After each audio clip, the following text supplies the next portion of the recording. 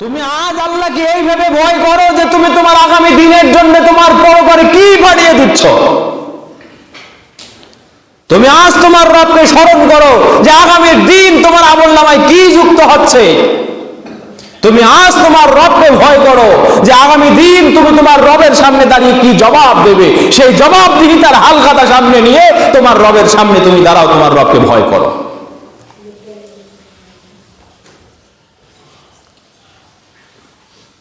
মনে রাখবেন, আল্লাহ পরের আয়াতে বলছেন সূরা হাশর 19 নম্বর আয়াত, ওয়ালা তাকুনু কাল্লাযীনা নাসুল্লাহা ফাআনসাহুম, তোমরা তোমাদের রবকে ভুলে যেও না ওই মানুষদের মতো যে আর তাদের ভুলে যাওয়ার কারণে তাদের রবও তাদেরকে ভুলে গেছে।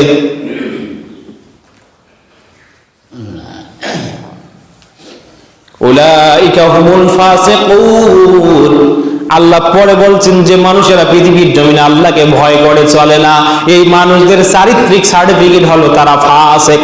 তারা কি? ফাসিক। সম্মানিত উপস্থিতি, আল্লাহর নবী একদিন খুতবা দিচ্ছিলেন সাহাবীদের সামনে দাঁড়িয়ে। হাদিস সহিহ মুসলিমের ভিতরে এসেছে, রাসূল সাল্লাল্লাহু আলাইহি ওয়াসাল্লাম বলছেন, শোনো, লা তাহাসাদু, খবরদার পরস্পরের প্রতি হিংসা করবা না। ওয়ালা তানাজাসু, কারো সাথে কারো কান কথায় লিপ্ত হবে না। ওয়ালা তাবাগাদু, কারো প্রতি রাগান্বিত হবে না। ওয়ালা তাযাবারু, কারো পিছু অন্বেষণ করবে না, কারো খুঁত তালাশ করবে না।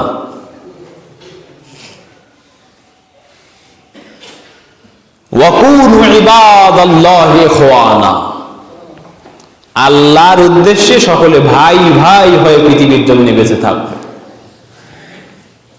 আল্লাহর উদ্দেশ্যে সকলে ভাই ভাই হয়ে পৃথিবীর জমিনে বেঁচে থাকবে। মনে রাখবেন, ভ্রাতৃত্ববোধ এটা একটা মারাত্মক জিনিস।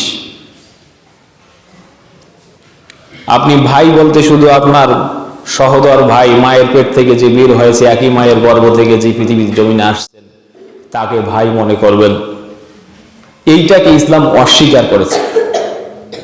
কোন অবস্থায় যদি ভাই ঈমানদার না হয়, যদি ভাই সালেহকারী না হয়, যদি ভাই বেঈমান হয়, যদি ভাই খায়েন হয়, দিন যেখানে টিকে না সেই জায়গায় রক্তের সম্পর্ক টিকে না। আল্লাহ ইসলামী ভ্রাতৃত্বের উপরে মানুষকে তাকিদ করেছেন। ইসলামী ভ্রাতৃত্ব কি? যে ভ্রাতৃত্ব প্রতিষ্ঠিত হবে ঈমানের ভিত্তিতে, আমানতদারিতার ভিত্তিতে, যে ভ্রাতৃত্ব প্রতিষ্ঠিত হবে ঈমানের ভিত্তিতে, যে ভ্রাতৃত্ব প্রতিষ্ঠিত হবে আমানতদারিতার ভিত্তিতে। মনে রাখবেন, যে সমাজে ভ্রাতৃত্ববোধ নাই ওই সমাজ আল্লাহর রহমত থেকে বঞ্চিত। এ কথা চূড়ান্ত রূপে মনে রাখবেন। মনে রাখবেন, যে সমাজে ভ্রাতৃত্ববোধ নাই ওই সমাজ আল্লাহর রহমত থেকে বঞ্চিত। মনে রাখবেন, যে সমাজে ভ্রাতৃত্ববোধ নাই ওই সমাজ আল্লাহর রহমত থেকে বঞ্চিত, ওই সমাজ আল্লাহর রহমত থেকে বঞ্চিত। প্রমাণ সূরা তাওবা আয়াত নম্বর 103। আল্লাহ বলেন, ওয়াযকুরু নি'মাতাল্লাহ ইয কুনতুম আ'যা ফাআল্লাফা বাইনা কুলুবিকুম ফাসবাহতুম বিনি'মাতিহি ইখওয়ানা। হে মানুষেরা, স্মরণ করো, বিশৃঙ্খল ওই পরিস্থিতির কথা স্মরণ করো, ওই জাহিলিয়াতকে স্মরণ করো যে জাহিলিয়াত একজন ভাই তার ভাইয়ের উপরে ছুরি চালাতে কোনো কুণ্ঠাবোধ করেনি, যে জাহিলিয়াত পিতা সন্তানের উপরে ছুরি চালাতে কোনো কুণ্ঠাবোধ দেখায়নি, যে জাহিলিয়াত সন্তান বাবার ইজ্জত নিয়ে টানাটানি করেছে, কখনো হিসাব করেনি, যে জাহিলিয়াত নিজের বাবার বিয়ে করা স্ত্রীকে সন্তান আবার বিবাহ করেছে, এই বিবাহে তো কোনো বাধা দেয়নি। তোমরা সেই জাহিলিয়াতকে স্মরণ করো। কে বলেছেন বলেন তো? আল্লাহ বলেছেন। আল্লাহ ওয়াযকুরু নি'মাতাল্লাহ, তোমরা তোমাদের রবের ওই নিয়ামতকে স্মরণ করো। এদ কুনতুম আদা, যখন তোমরা জাহিলিয়াতের বিপরীতে ছিলে, তোমরা ভাই ভাইয়ের শত্রুতায় ছিলে, বোন ভাইয়ের শত্রুতায় ছিলে, পিতা সন্তানের শত্রুতায় ছিলে, সন্তান বাবার শত্রুতায় ছিলে, তোমাদের কোনো পারিবারিক বন্ডিং ছিল না। ওই জাহিলিয়াতকে তোমরা স্মরণ করো। ফা আল্লাফা বাইনা কুলুবিকুম, আল্লাহ রাব্বুল আলামিন তোমাদেরকে সেখান থেকে উত্তরিত করেছেন, তোমাদের মনের ভিতরে ভালোবাসার মোহর তৈরি করে দিয়েছেন, তোমাদের মনের ভিতরে ভালোবাসার লীলা ক্ষেত্র তৈরি করে দিয়েছেন। ফাসবাহতুম বিনি'মাতিহি ইখওয়ানা, যার কারণে তোমরা তোমাদের রবের নিয়ামত ক্রমে রহমত পেয়ে তোমরা পরস্পর ভাই ভাই পরিণত হয়ে গেছে। সমাজবাসী, আপনারা কি সেই জাহিলিয়াত আঁকড়ে ধরবেন? যে জাহিলিয়াত ভাই ভাইয়ের বিরুদ্ধে গীবত করা শিখিয়েছে, যে জাহিলিয়াত মানুষের ইজ্জত বলতে কিছু রাখতে দেয়নি, যে জাহিলিয়াত একেবারে নগ্নতার চরম পর্যায়ে মানুষকে নিয়ে গিয়েছিল, আল্লাহ রহম করার পরে, ঈমান নামক দৌলত পাওয়ার পরেও আজও কি আমরা সেই জাহিলিয়াতে নিপতিত হব? নিশ্চয় সেটা সমীচীন হবে না। সম্মানিত উপস্থিতি, আপনার ভাইকে আপনি ভালোবাসবেন কোন মানদণ্ডে? কিভাবে আপনার ভিতরে ঈমানি ভ্রাতৃত্ববোধ তৈরি হবে? কোন মানদণ্ডে আপনার ভাই পরস্পরের মধ্যে ভ্রাতৃত্ববোধ তৈরি হবে?